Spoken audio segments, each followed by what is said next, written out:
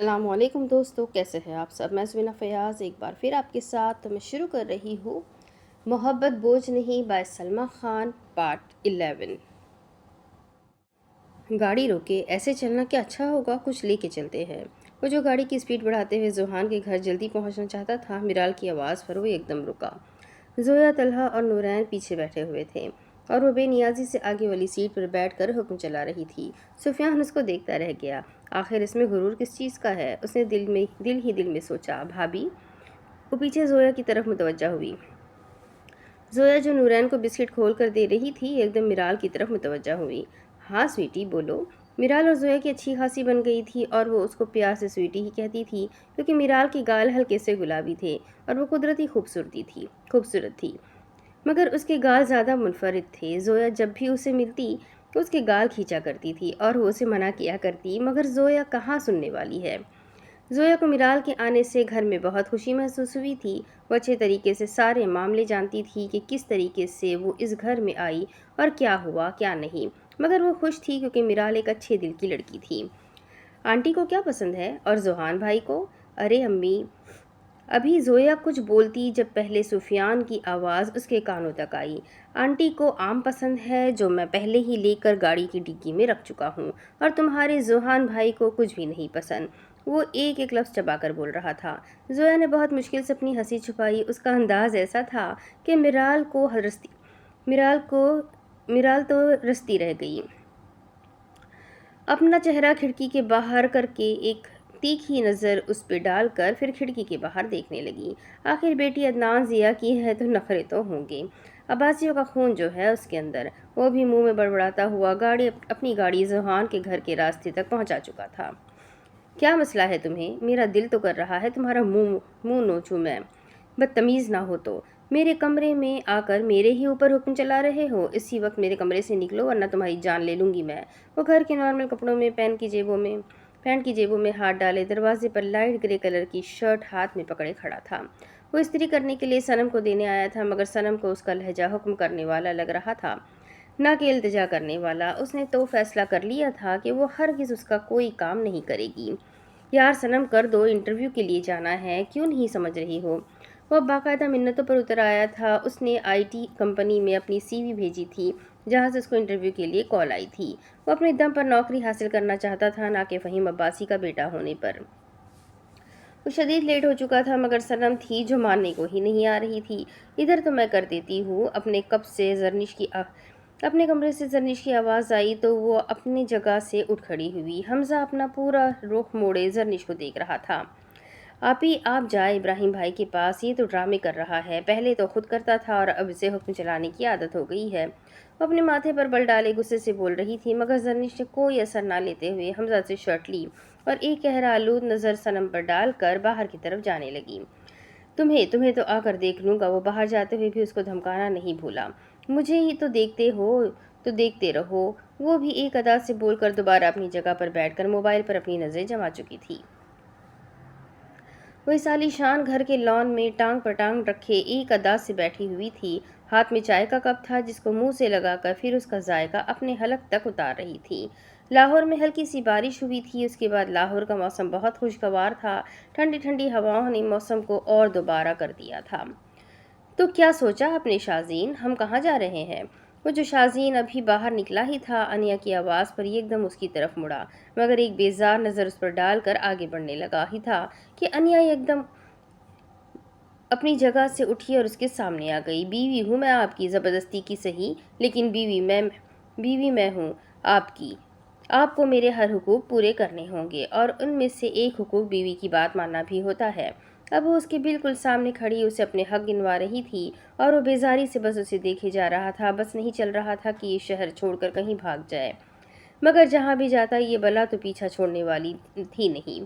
انیا میں نے جو سوال کیا مجھے اس بات کا جواب دیں آپ۔ مجھے جانا ہے۔ آخر نئی نویلی دلہن ہوں میں اور آپ میرے ساتھ یہ کر رہے ہیں؟ اور نئی نویلی دلہن کے لفظ سن کر اس کی آنکھیں حیرت سے کھلی۔ او بی بی، شادی کو مہینہ ہونے کو آ رہا ہے اور ایک مہینے تک کوئی نئی نویلی دلہن نہیں رہتی، بلکہ پرانی ہو جاتی ہے جیسے آپ ہو گئی ہے۔ اور ایک ایک لفظ چبا کر بول رہا تھا اور اس کا تو چہرہ غصے سے سرخ ہو چکا تھا۔ انیا کا بس نہیں چل رہا تھا کہ وہاں رکھا گملہ اس کے سر پر دے مارے۔ بدتمیز آدمی نہ ہو تو میں اتنا پیار صاحب سے کہہ رہی ہوں، اتنا پیار سے کہہ رہی ہوں اور سامنے سے آپ مجھ سے اس طریقے سے بات کر رہے ہیں۔ بدتمیز؟ وہ بھی میں؟ پاگل واگل تو نہیں ہو تم؟ پہلی بار خود کے لیے ایسا القاب سن کر وہ تو حیران ہو گیا تھا۔ کلاس کا سب سے انٹیلیجنٹ اور ڈیسنٹ بچہ تھا وہ، خاندان میں بھی سب سے شریف اور معصوم مشہور تھا وہ۔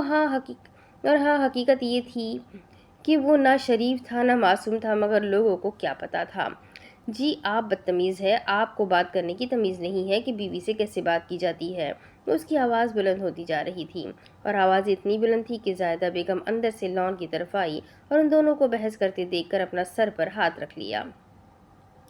5 منٹ تک ان کو دیکھتی رہی، ان کی اسی طریقے سے بحث جاری تھی۔ پھر کچھ دیر بعد آگے گئی، اپنے ہاتھ سینے پر باندھ کر وہاں کھڑی رہی۔ کسی کی موجودگی محسوس کر کے دونوں ایک دم اپنی گردن موڑ کر اپنے بائیں جانب دیکھنے لگے تو وہاں زاہدہ بیگم اپنے سینے پر ہاتھ باندھے کھڑی تھی۔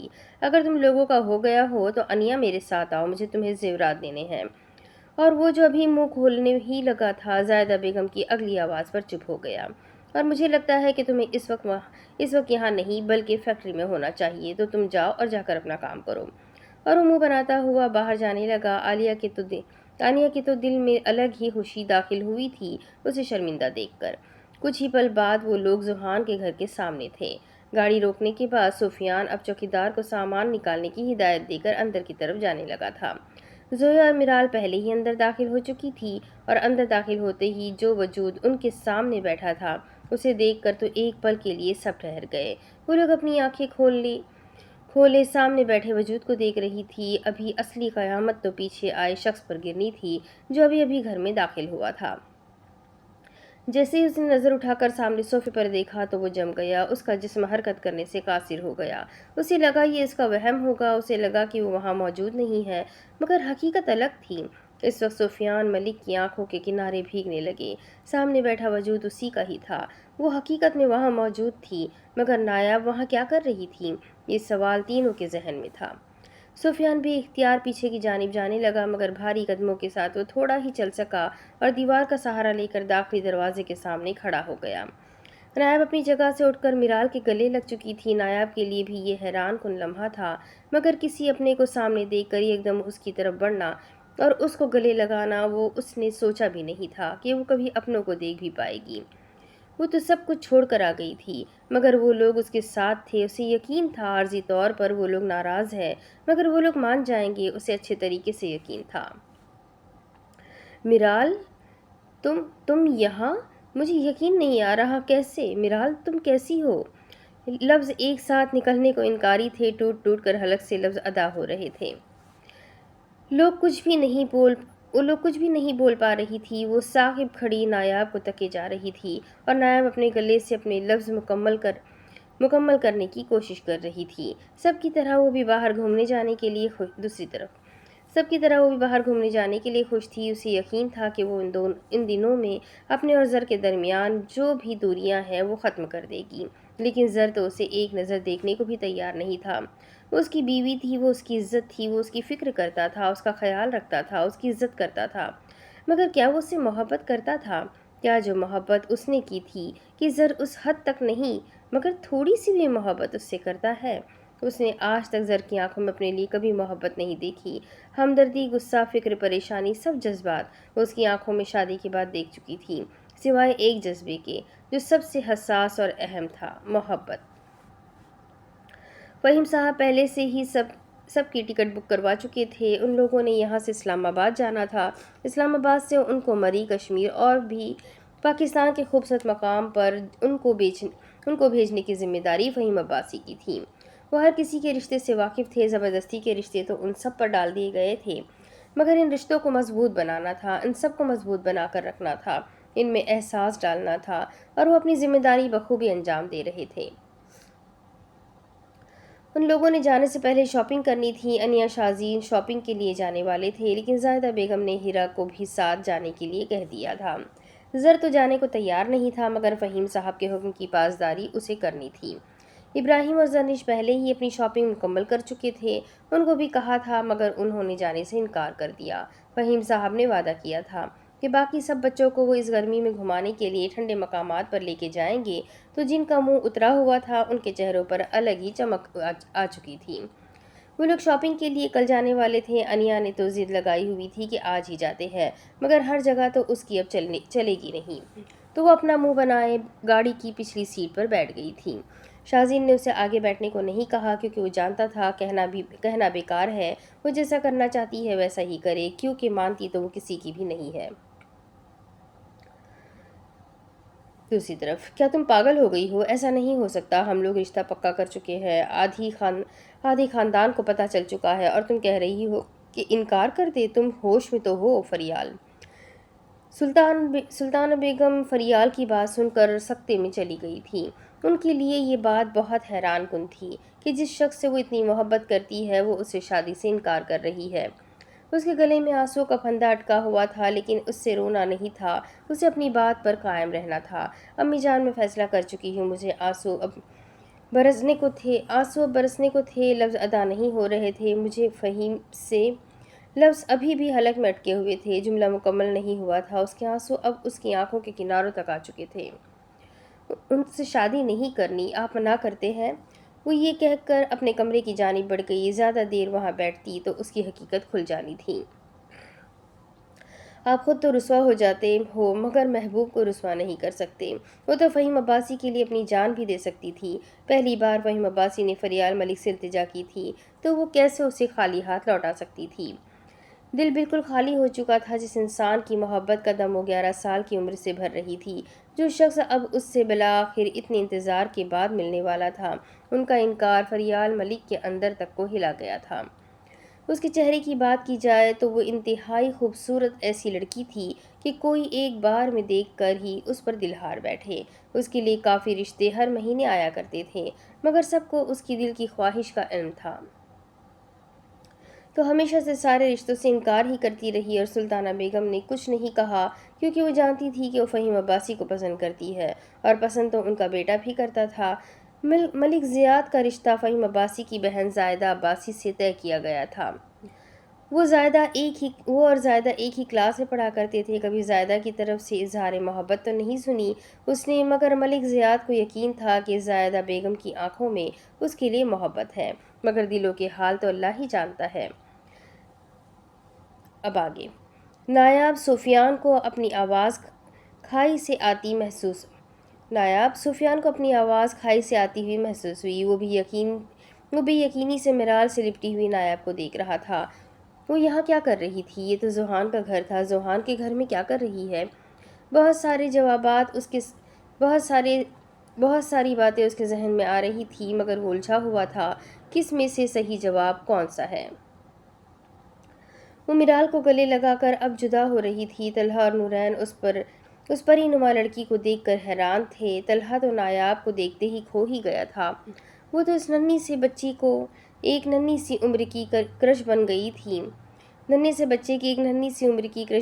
تھی۔ اور نورین کی آنکھیں بھی اس لڑکی سے نہیں ہٹ رہی تھی۔ اس میں کوئی شک نہیں تھا کہ وہ لڑکی بلا کی حسین تھی، وہ کسی کو بھی اپنے حسن کے سحر میں جکڑ سکتی تھی۔ تم ٹھیک ہو نا میرال؟ گھر میں سب کیسے ہے؟ اور تم یہاں کیا کر رہی ہو؟ میرا مطلب ہے ان لوگوں کے ساتھ۔ اس کی نظر اب سفیان کے اوپر گئی تھی، جسے وہ پہلی نظر میں پہچان گئی تھی۔ یہ وہی لڑکا تھا جو نایاب کے پاکستان آنے کے بعد اس کے گھر پر آیا تھا اور اسے اپنی ہونے والی بیوی کہہ رہا تھا۔ اب تو چپ کھڑی رہو گی یا کچھ بولو گی؟ میرال کو چپ کھڑا دیکھ کر نایاب کو الجھن ہونے لگی تھی۔ ابھی وہ کچھ بولتی کہ سیڑھیوں سے کوئی وجود جوتوں کی آواز ٹک ٹک کرتے ہوئے نیچے کی جانب آ رہا تھا۔ جوتوں کی چاپ سے ہی محسوس ہو سکتا تھا کہ آنے والا شخص کون ہو سکتا ہے۔ سب نے ایک دم اپنا رخ سیڑھی کی طرف موڑا۔ سیڑھی کے عقب سے زوہان بڑے بڑے ڈگ بھرتے ہوئے نیچے کی جانب آ رہا تھا۔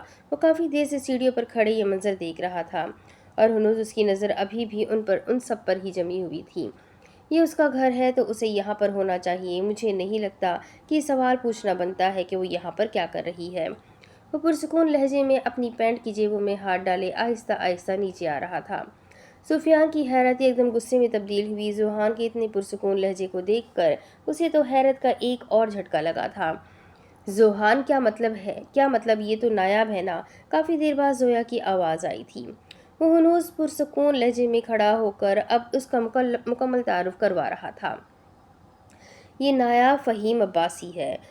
اوہ آئی ایم سوری، اب اس کا نیا نام مسز نایاب ذوحان مصطفیٰ، میری بیوی اور میری محبت۔ بیوی کے نام پر تو وہاں سب لوگوں پر سکتہ طاری ہو چکا تھا۔ موت سا سناٹا وہاں پر تھا۔ سفیان کے دل میں کافی کچھ ٹوٹا تھا، جس سے وہ بھائیوں سے بڑھ کر سمجھتا تھا اسی نے ہی اسے دھوکہ دیا۔ وہ تو اچھے طریقے سے واقف تھا نا اس کے احساس سے، وہ نایاب کے لیے کیا محسوس کرتا تھا۔ ذوحان تو اس احساس سے واقف تھا۔ پھر اس نے یہ کیوں کیا؟ وہ ابھی تک اسی الجھن میں تھا۔ ویسے میرے بھائی مبارک ہو، پتہ چلا تھا تمہاری شادی کا، لیکن وقت ہی نہیں ملا کہ میں تمہیں مبارکباد دینے آ سکوں۔ وہ اپنائیت لے کر بہت محبت سے کہہ رہا تھا اور اس کے ان الفاظ پر سفیان کا تو دل اور زیادہ دکھنے لگا۔ شادی؟ نایاب کو کچھ سمجھ نہیں آ رہا تھا کہ وہ کس بات کی مبارکباد دے رہا ہے۔ کیا اس کی شادی ہو چکی ہے؟ اگر ہوئی ہے تو کس سے؟ سوال تھے اور اگلے ہی پل اس کے سارے سوال کا جواب اسے مل گیا تھا، گویا اس کے اوپر کسی نے گڑھو پانی انڈیل دیا تھا۔ ایسا محسوس ہو رہا تھا وہ ایک دم میرال کو دیکھے گئی بے یقینی اپنے عروج پر تھی۔ یقین کسی چیز کا نہیں آ رہا تھا۔ وہ اب میرال کے ہاتھ تھام کر اسے فکرمندی چہرے پر لا کر پوچھ رہی تھی، میرال کیا تم نے شادی کر لی ہے؟ آواز ہلکی تھی۔ اور میں؟ میرال نے اس بات میں سر ہلایا۔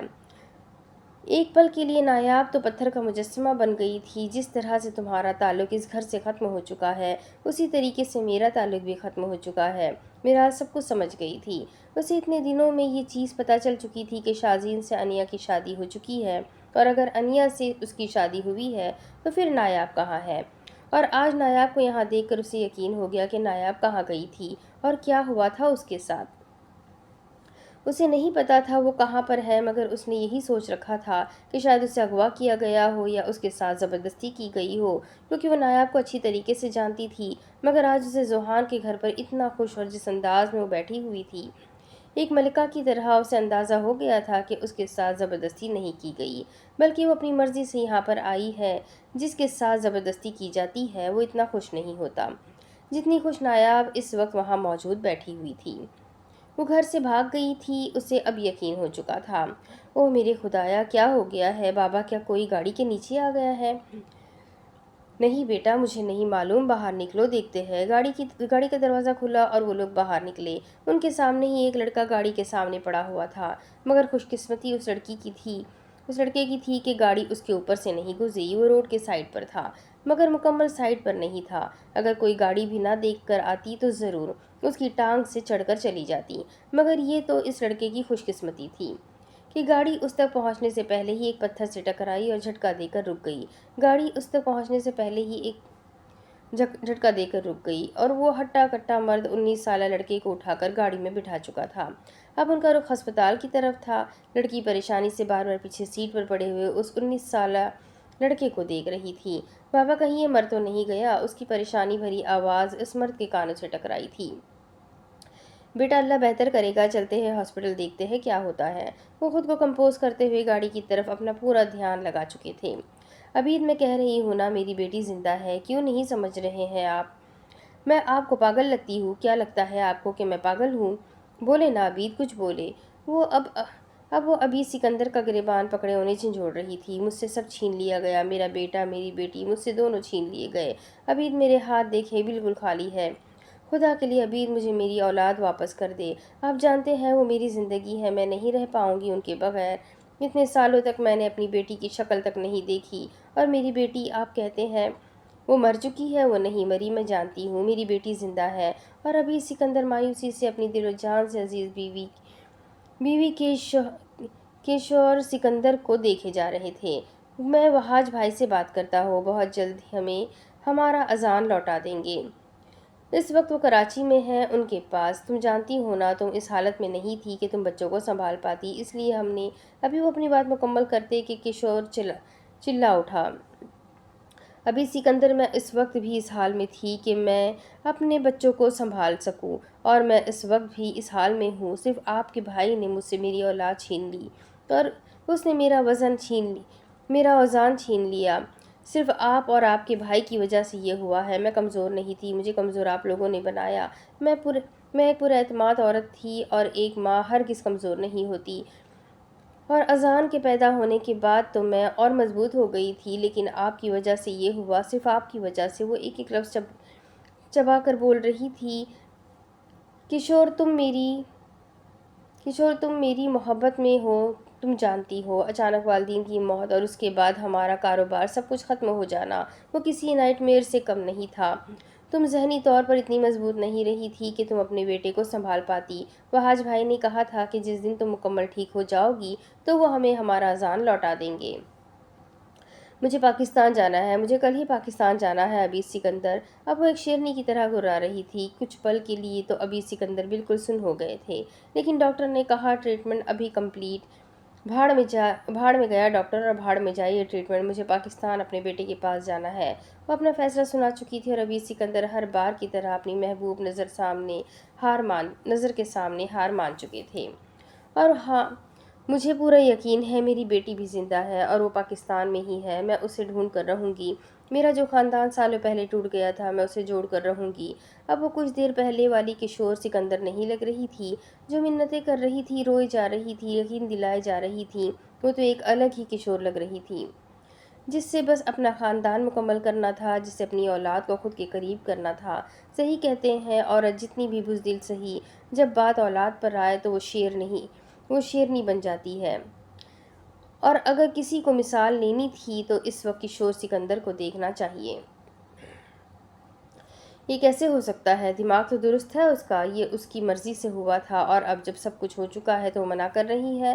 سلطانہ سمجھاؤ اسے، کوئی مذاق چل رہا ہے۔ پہلے خود راضی ہوئی تھی اور اب انکار کر رہی ہے۔ شاویز ملک کا غصہ عروج پر تھا۔ آخر وہ فریال کی محبت سے واقف تھے، پھر وہ ایسا کیوں کر رہی تھی؟ شاویز، مجھے نہیں سمجھ آ رہا کہ وہ ایسا کیوں کر رہی ہے، مگر ہمیں فہیم کی فیملی سے بات کرنی چاہیے، کیونکہ وہ آخری بار فہیم سے مل کر آئی ہے، تو مجھے یہ ڈر ہے کہ کہیں فہیم۔ وہ آگے بولتے ہوئے رکی، مگر شاویز صاحب ان کی بات سمجھ چکے تھے۔ میں بات کرتا ہوں آج، لیکن شاویز ان کے رشتے کا جو بھی ہو، مگر اس کا اثر زیاد اور زائدہ کے رشتے پر نہیں پڑنا چاہیے۔ انہوں نے ایک گہری سانس باہر خارج کی اور پھر رک کر سلطانہ بیگم کی طرف کیا۔ ہم ایسے زینت کے مالک نہیں ہیں جو فریال اور فہیم کے رشتے کی ختم ہونے والی بات پر زیاد اور زائدہ کا رشتہ ختم کر دیں۔ ان کے رشتے کا جو بھی ہو، لیکن زیاد اور زائدہ کا رشتہ ہوگا، وہ فیصلہ کر چکے تھے۔ مگر سلطانہ بیگم کو ابھی بھی اپنی جان سے عزیز بیٹی کی فکر تھی۔ وہ اس سے نظریں نہیں ملا پا رہی تھی۔ سلطانہ بیگم سمجھ گئی تھی کہ وہ اپنی آنکھوں کی نمی چھپا رہی ہے۔ اگر وہ آنکھیں اوپر کرے گی تو اس کی آنکھوں کی نمی وہ پہچان جائے گی۔ وہ اپنی بیٹی کو اچھی طریقے سے جانتی تھی اور وہ فہیم پر جان چھڑکتی تھی۔ یہ بات بھی ان سے چھپی ہوئی نہیں تھی، لیکن وہ کیوں کر رہی تھی؟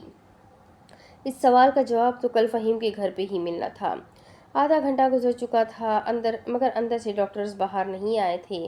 وہ لوگ پریشانی سے ہاسپٹل میں چکر کاٹ رہے تھے۔ اتنے میں دروازہ کھلا اور ڈاکٹر باہر کی طرف آئے۔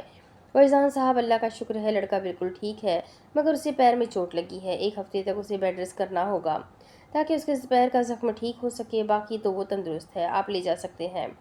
وہ ان کے فیملی ڈاکٹر تھے تو وہ سب سچ بتانا چاہتے تھے۔ کیا تم بتا سکتے ہو اس کے پیر کو کیا ہوا ہے؟ وجدان صاحب پرتجسس لہجے میں پوچھ رہے تھے۔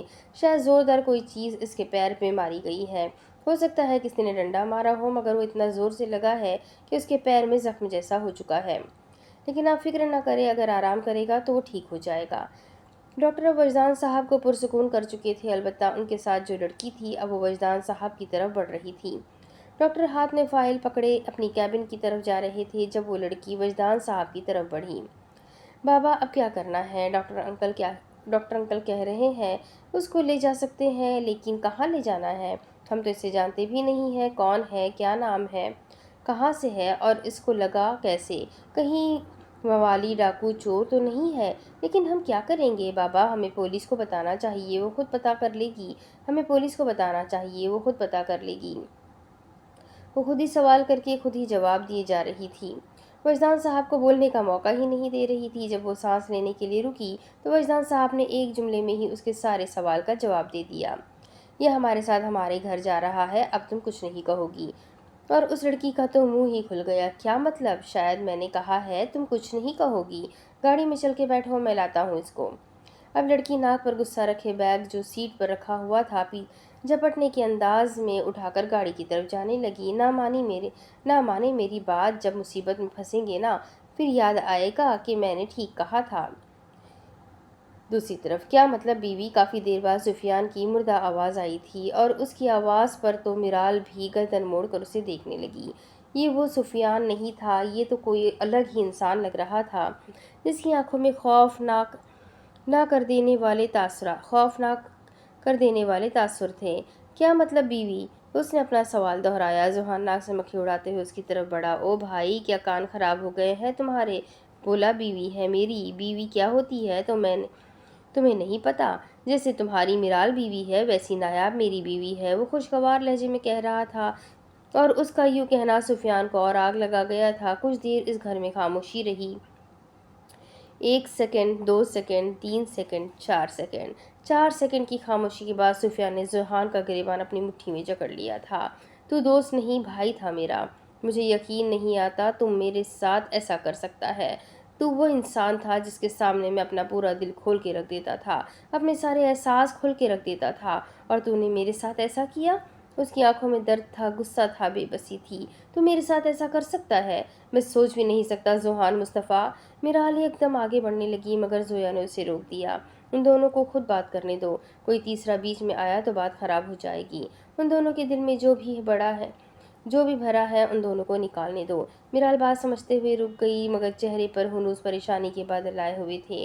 نائب تو ابھی میرال کی شادی والے دھماکے سے ہی نہیں واپس آئی تھی۔ جب سامنے ان دونوں کو لڑتے ہوئے دیکھ کر وہ اور پریشان ہو گئی۔ کیوں ذوحان مصطفیٰ، کیوں کیا تم نے میرے ساتھ ایسا؟ تو جانتا تھا نا؟ سفیان کی آنکھوں کے کنارے بھیگنے لگے تھے۔ اس کا دل واقعہ میں ٹوٹا تھا۔ اتنی تکلیف تو اسے نایاب کی شادی کی بات سن کر بھی نہیں ہوئی تھی جتنی تکلیف اسے اس بات کی ہو رہی تھی کہ اس کو دھوکہ دینے والا اسی کا ہی بھائی تھا۔ حقیقت یہ تھی کہ سفیان نے کبھی ذوحان کو اپنا دوست نہیں سمجھا، ہمیشہ اپنا بھائی ہی سمجھا تھا، لیکن بھروسہ ٹوٹ گیا تھا، اعتماد کا شیشہ چکنا چور ہو گیا تھا، سب کچھ ہاتھ سے جا رہا تھا۔ کاش وہ وقت کو پیچھے لے جا سکتا، کاش وہ اسے پرانا ذوحان بنا سکتا، لیکن وقت کسی کے لیے نہیں رکتا۔ اس کا دل بہت بری طریقے سے ٹوٹا تھا، جو اب جڑنے کا تو سوال ہی پیدا نہیں ہو رہا تھا۔ اس کی آنکھیں ایک دم کھل گئی تھیں، وہ کسی الگ ہی دنیا میں موجود تھا۔ سفید کلر کا خوبصورت کمرہ، باہر کی طرف سے ٹھنڈی ہوائیں کھڑکی کے ذریعے اندر داخل ہو رہی تھی۔ اس کے بائیں طرف گیلری تھی جس میں ان گنت پودے رکھے ہوئے تھے۔ کمرہ اتنا بڑا تھا کہ اس کے گھر کے 2 کمرے ملا کر بھی اتنا نہیں ہو سکتا تھا۔ وہ وہاں پر کیا کر رہا تھا؟ وہ کہاں تھا؟ یہ کس کا گھر تھا؟ اور وہ ابھی وہ کچھ اور سوچتا کہ ایک دم دروازہ کھلنے لگا۔ دروازے کھلنے کی آواز اس کے کانوں میں صاف طور پر سنائی دے رہی تھی۔ جب اس نے نظر اٹھا کر دروازے کی جانب دیکھا تو ایک 18 سال کی لڑکی نے براؤن کلر کی میکسی زیب تن کی ہوئی تھی، دوپٹہ گلے کے آر پار کیا ہوا تھا، اور بال جو کمر سے نیچے تک آتے تھے ان بالوں کو ایک لٹ آگے کی طرف کی ہوئی تھی اور ایک لٹ پیچھے کی طرف۔ وہ دکھنے میں بہت خوبصورت تھی۔ اس کے گال پر پڑنے والا ڈمپل سب سے نمایاں تھا۔ وہ چھوٹے چھوٹے قدم بھرتے ہوئے اس کے بیڈ کے قریب آ رہی تھی۔ اس کے ہاتھوں میں ٹرے تھی جس پر صاف طور پر نظر آ رہا تھا کہ اس ٹرے میں موجود کپ کے اندر چائے اور اس چائے کے کپ کے برابر میں بسکٹ رکھے ہوئے تھے۔ تو بالآخر 4 دن بعد آپ کو ہوش آ ہی گیا۔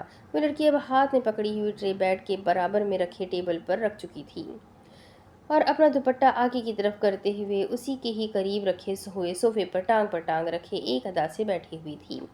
وہ لڑکا بے یقینی سے اس لڑکی کو دیکھے جا رہا تھا۔ تو اب بتاؤ کون ہو تم؟ وہ پرسکون مگر ٹھہرے ہوئے لہجے میں پوچھ رہی تھی۔ تم کون ہو؟ اف سوال پر سوال۔ اس لڑکی نے آنکھیں چھوٹی کر کے اس لڑکے کو دیکھا۔ وہ 4 دن سے یہیں پر ہی تھا۔ وہ اس کو دیکھنے کے لیے آتی تھی، حالانکہ وجدان صاحب نے ملازموں کو کہا ہوا تھا، مگر پتہ نہیں کیوں وہ اس لڑکے کو دیکھنے کے لیے خود آیا کرتی تھی، مگر وہ ویسے ہی لیٹا ہوتا تھا کیونکہ اس کو ہوش ابھی تک نہیں آیا تھا۔ اسے انتظار تھا کہ اسے کب ہوش آئے گا، اور بالآخر 4 دن بعد وہ انتظار ختم ہوا اور وہ اس کی آواز سننا چاہتی تھی کہ وہ کیسے بولتا ہے، چہرے سے وہ جیسا دکھتا ہے، کیا اس کی آواز بھی اتنی ہی اچھی ہے یا پھر بس چہرہ ہی اچھا ہے؟ سوتے ہوئے اس کے چہرے پر بلا کی معصومیت تھی اور اس کی آواز جب اس لڑکی کے کانوں میں گئی تو وہ سمجھ چکی تھی کہ اس وقت اس لڑکے نے اپنے چہرے پر جو سب تاثرات لا کر بیٹھا ہوا ہے وہ اتنا سخت نہیں ہے، وہ ایک نرم مزاج کا لڑکا ہے۔ مگر وہ خود کو سخت دکھانے کی کوشش کر رہا تھا، وہ ایک حد تک کامیاب ہو چکا تھا، لیکن سامنے بیٹھی لڑکی اس کے سارے تاثرات سمجھ چکی تھی۔ وہ ہلکا سا مسکرائی، مسکراتے ہوئے وہ اور دلکش لگ رہی تھی، اس کا ڈمپل اور نمایاں ہوا۔ اس لڑکی نے اپنا رخ پھیر لیا۔ سوال پر سوال پسند نہیں مجھے، اس نے ایک ادا سے جواب دیا۔ ہر کسی کی زندگی کے اصول ہوتے ہیں، اور جب تک مجھے میرے سوال کا جواب نہیں مل جاتا تب تک میں آپ کو آپ کے کسی سوال کا جواب نہیں دوں گا۔ سپاٹ سخت لہجہ، مگر پھر بھی وہ لڑکی مسکرا رہی تھی۔ نہ جانے اس لڑکی کی مسکراہٹ میں کیا تھا۔ جب وجدان صاحب نے اسے گھر لانے کا کہا تھا تو بہت غصہ ہوئی تھی اور منہ بنا لیا تھا، مگر نہ جانے ان 4 دنوں میں اس لڑکے سے ایک الگ ہی اپنائیت محسوس ہو رہی تھی۔ وہ اس لڑکے سے کبھی نہیں ملی تھی، یہاں تک کہ وہ لڑکا بے ہوش تھا، مگر پھر بھی اسے ایک الگ ہی احساس ہو رہا تھا۔ عنایا، وجدان، لیکن پیار سے لوگ مجھے اینی کہتے ہیں۔ وہ اپنا تعارف کرانے کے بعد اب اس کے بولنے کی منتظر تھی۔ ذوحان مصطفیٰ۔ اس لڑکے کی آواز میں کیا تھا؟ وہ اتنا میٹھا بولتا تھا کہ اینی کا دل چاہ رہا تھا کہ وہ بس بولتا ہی رہے اور وہ سنتی رہے۔ تم ہمیں 4 دن پہلے سڑک پر زخمی حالت میں ملے تھے۔ اب وہ اسے ساری تفصیل بتا رہی تھی اور وہ بس سنے جا رہا تھا۔ ابھی ان لوگوں کی بات بھی مکمل نہیں ہوئی تھی جب دروازے پر دستک ہوئی۔ دروازے سے ملازمہ اندر کی طرف داخل ہوتے ہوئے نظر آ رہی تھی۔ اینی میڈم، وجدان صاحب نے آپ کو اور ان کو نیچے بلایا ہے۔ اس کے ہوش میں آ جانے والی خبر وجدان صاحب تک پہنچ چکی تھی اور وہ اب اس لڑکے سے سب معلوم کرنا چاہتے تھے۔ اب چلیں ہم آتے ہیں۔ آپ چلیں ہم آتے ہیں، وہ نرم لہجے میں کہتے ہوئے ذوحان کی طرف متوجہ ہوئی۔ تم ناشتہ کر لو پھر ہم چلتے ہیں۔ وہ ناشتے کی طرف اشارہ کرتے ہوئے بول رہی تھی۔ ابھی وہ آگے کچھ بولتی کہ ذوحان چادر کو دور پھینکتے ہوئے اٹھا اور دروازے کی جانب بڑھتے ہوئے باہر چلا گیا۔ وہ اتنا جلدی باہر گیا کہ اینی تو سمجھ بھی نہیں پائی۔ ہم دونوں کو بلایا تھا، میرا انتظار ہی کر لیتا۔ وہ منہ میں بڑبڑاتے ہوئے باہر کی جانب جانے لگی تھی۔ اب اس کے آگے کی کہانی میں آپ کو اگلی قسط میں سناتی ہوں کہ آگے کیا ہوگا۔ یہ جاننے کے لیے میرے ساتھ بنے رہیں، اگلی قسط میں پھر ملیں گے۔ ناول انٹرسٹنگ ہے، مگر پاسٹ اور حال دونوں ہی ایک ساتھ آ رہا ہے، تو تھوڑا سا سمجھنے میں شاید آپ لوگوں کو کنفیوژن ہو رہی ہے، لیکن جیسے جیسے آپ سنتے جائیں گے آپ کو بہت اچھی طریقے سے سمجھ آ جائے گی۔ اور ماشاءاللہ سے بہت پیارا ناول لکھا ہے۔ امید کرتی ہوں آپ لوگوں کو بھی اچھا لگ رہا ہوگا۔ بہت انٹرسٹنگ ہے، بہت ہی سسپنس بھی ہے کہ آخر ایسا کیا ہوا تھا ذوحان کے ساتھ یا ذوحان کی فیملی کے ساتھ۔ یہ سب کچھ جاننا بہت زیادہ ضروری فیل ہو رہا ہے، تو مجھے تو صبر نہیں ہو رہا، تو میں آگے کی قسطیں پڑھتے جاؤں گی اور آپ لوگوں کو سناتی جاؤں گی۔ تو ملتے ہیں اگلے ویڈیو میں، تب تک کے لیے اپنا خوب سارا خیال رکھیں، مجھے بھی دعاؤں میں یاد رکھیں، اور ہاں جاتے جاتے ویڈیو کو لائک ضرور کر دیں، چینل کو ضرور سبسکرائب کر لیں، بیل آئیکن کو ضرور دبا دیں۔ اللہ حافظ۔